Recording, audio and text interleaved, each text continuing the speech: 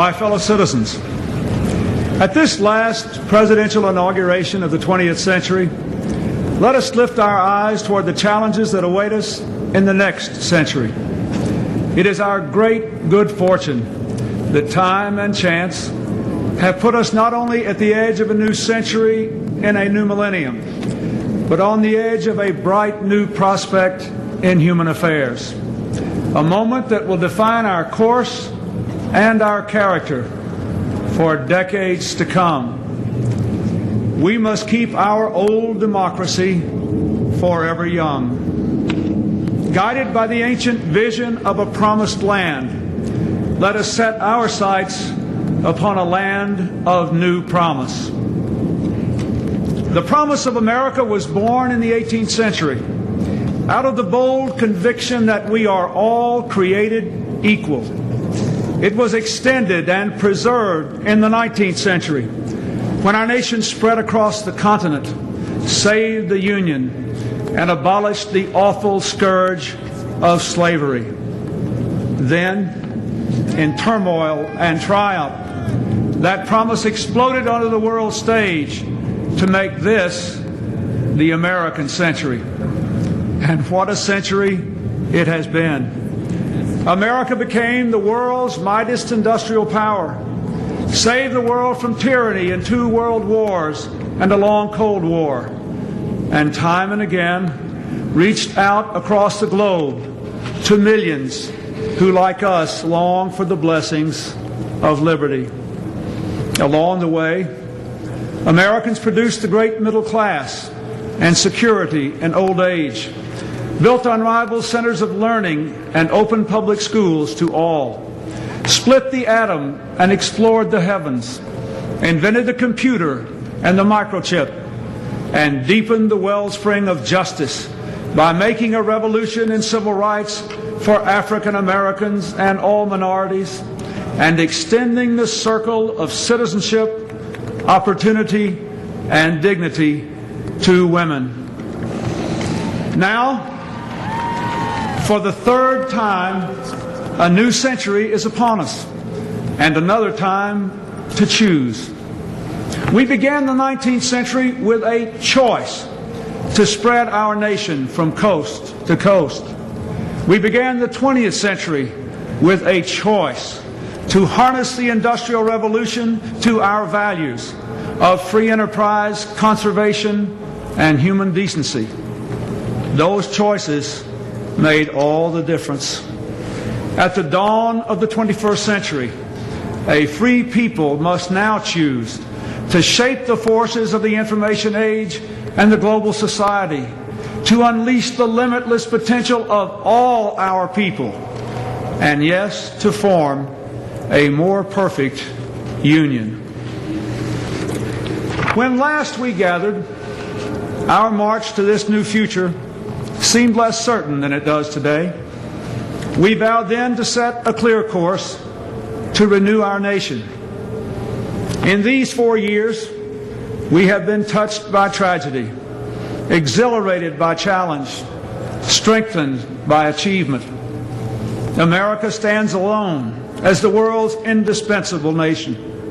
Once again, our economy is the strongest on earth. Once again, we are building stronger families, thriving communities, better educational opportunities, a cleaner environment. Problems that once seemed destined to deepen now bend to our efforts. Our streets are safer, and record numbers of our fellow citizens have moved from welfare to work. And once again, we have resolved for our time a great debate over the role of government. Today we can declare government is not the problem, and government is not the solution. We, the American people, we are the solution.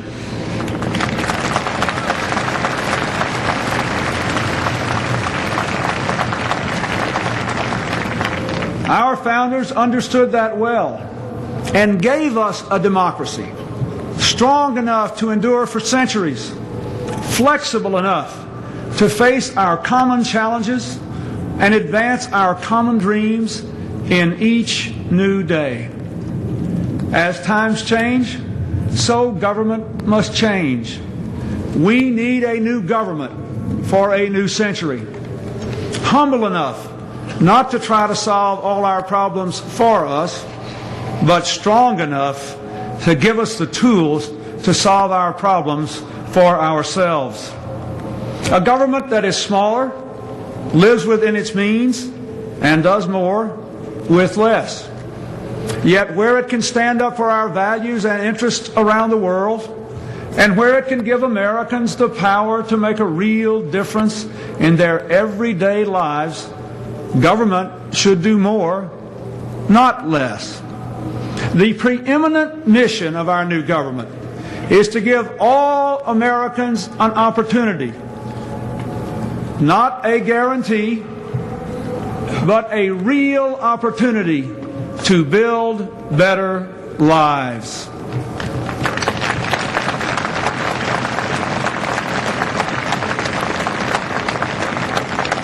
Beyond that, my fellow citizens, the future is up to us. Our founders taught us that the preservation of our liberty and our union depends upon responsible citizenship. And we need a new sense of responsibility for a new century. There is work to do, work that government alone cannot do. Teaching children to read, hiring people off welfare rolls, coming out from behind locked doors and shuttered windows to help reclaim our streets from drugs and gangs and crime, taking time out of our own lives to serve others. Each and every one of us, in our own way, must assume personal responsibility, not only for ourselves and our families, but for our neighbors and our nation.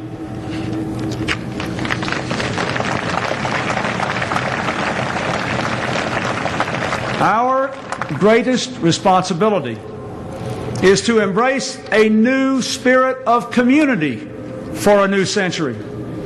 For any one of us to succeed, we must succeed as one America. The challenge of our past remains the challenge of our future.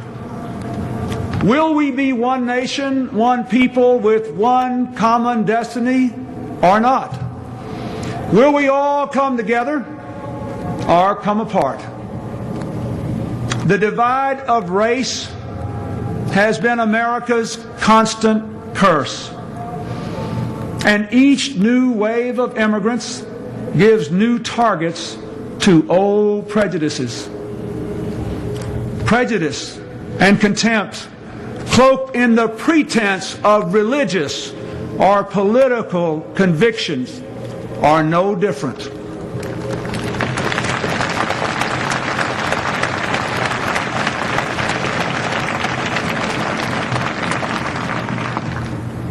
These forces have nearly destroyed our nation in the past. They plague us still.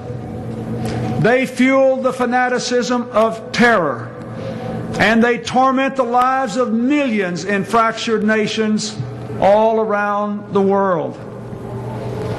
These obsessions cripple both those who hate and, of course, those who are hated, robbing both of what they might become. We cannot, we will not succumb to the dark impulses that lurk in the far regions of the soul everywhere. We shall overcome them.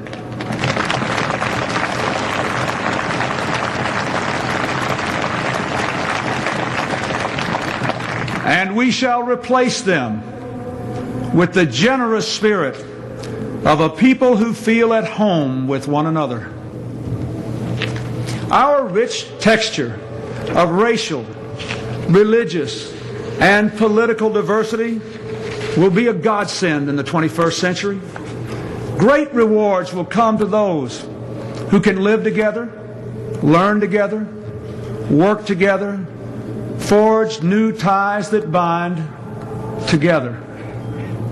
As this new era approaches, we can already see its broad outlines. 10 years ago, the Internet was the mystical province of physicists. Today, it is a commonplace encyclopedia for millions of school children. Scientists now are decoding the blueprint of human life.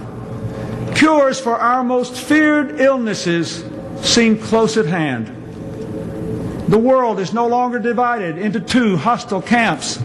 Instead, now we are building bonds with nations that once were our adversaries. Growing connections of commerce and culture give us a chance to lift the fortunes and spirits of people the world over. And for the very first time in all of history, more people on this planet live under democracy than dictatorship.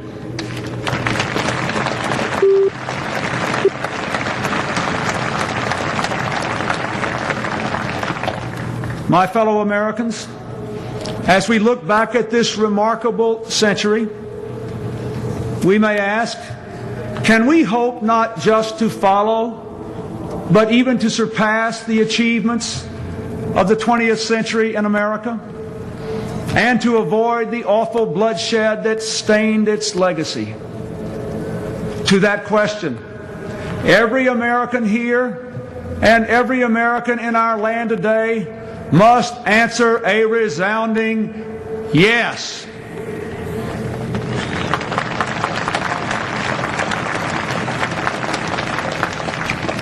This is the heart of our task.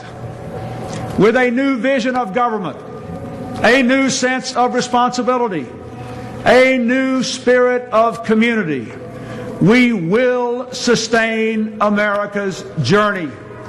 The promise we sought in a new land, we will find again in a land of new promise.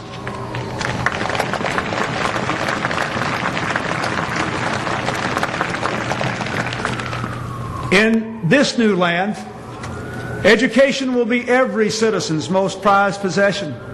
Our schools will have the highest standards in the world, igniting the spark of possibility in the eyes of every girl and every boy.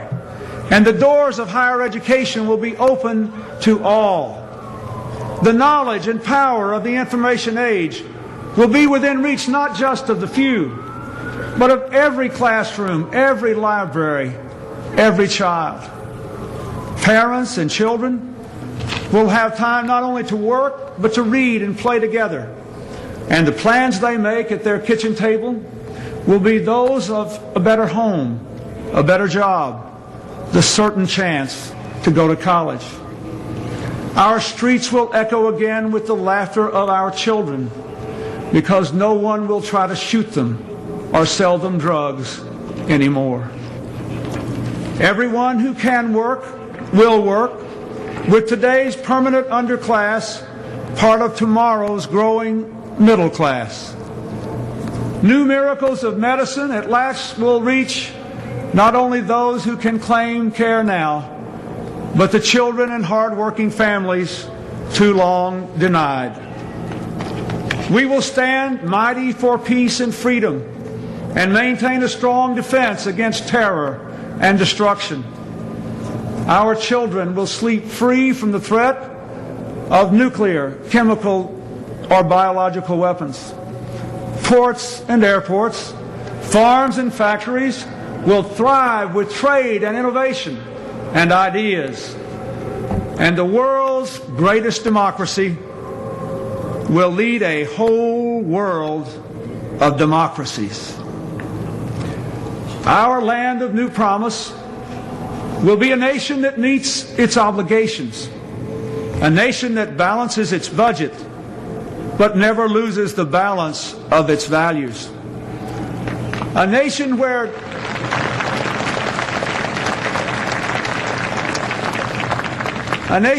our grandparents have secure retirement and health care, and their grandchildren know we have made the reforms necessary to sustain those benefits for their time.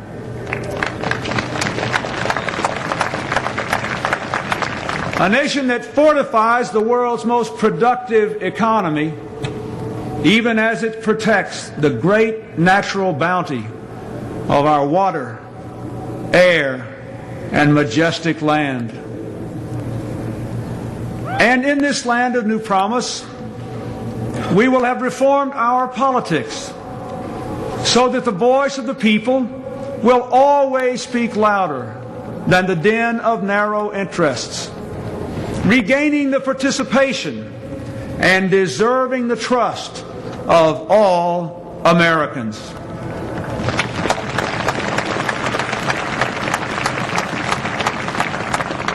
Fellow citizens, let us build that America, a nation ever moving forward toward realizing the full potential of all its citizens. Prosperity and power, yes, they are important, and we must maintain them. But let us never forget the greatest progress we have made and the greatest progress we have yet to make is in the human heart. In the end, all the world's wealth and 1,000 armies are no match for the strength and decency of the human spirit.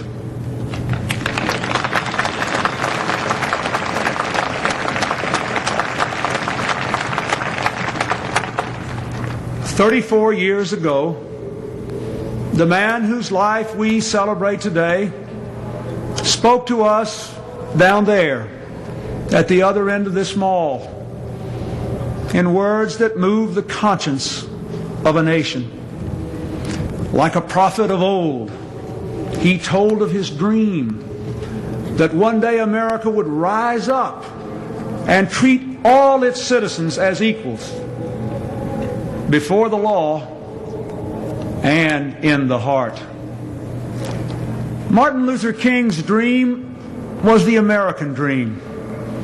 His quest is our quest, the ceaseless striving to live out our true creed.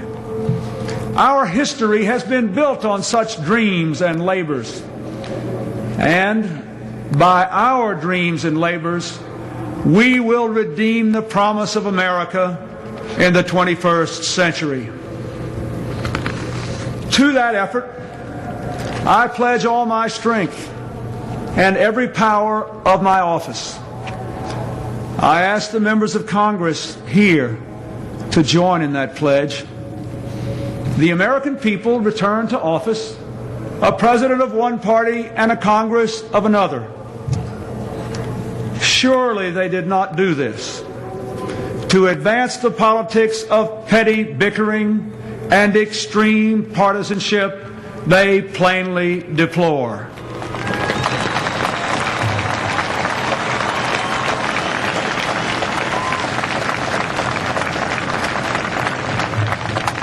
No, they call all us instead to be repairers of the breach and to move on with America's mission. America demands and deserves big things from us, and nothing big ever came from being small.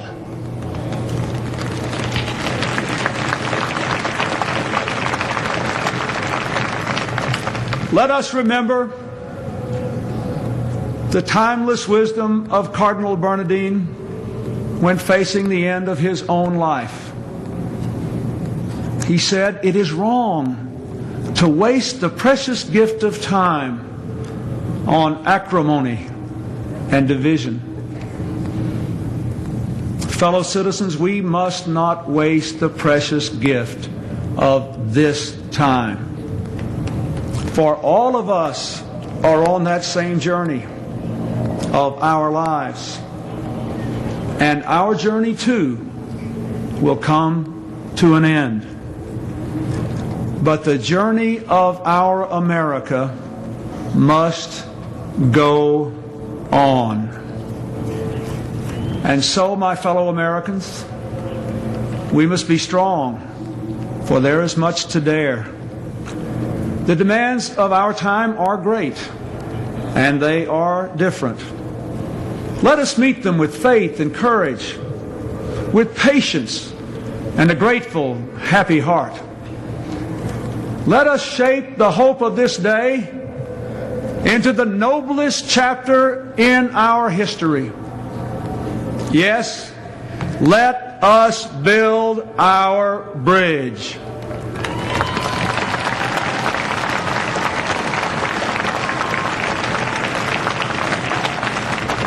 A bridge wide enough and strong enough for every American to cross over to a blessed land of new promise. May those generations whose faces we cannot yet see, whose names we may never know, say of us here that we led our beloved land into a new century with the American dream alive for all her children, with the American promise of a more perfect union, a reality for all her people, with America's bright flame of freedom spreading throughout all the world. From the height of this place and the summit of this century, let us go forth. May God strengthen our hands for the good work ahead, and always, always bless our America.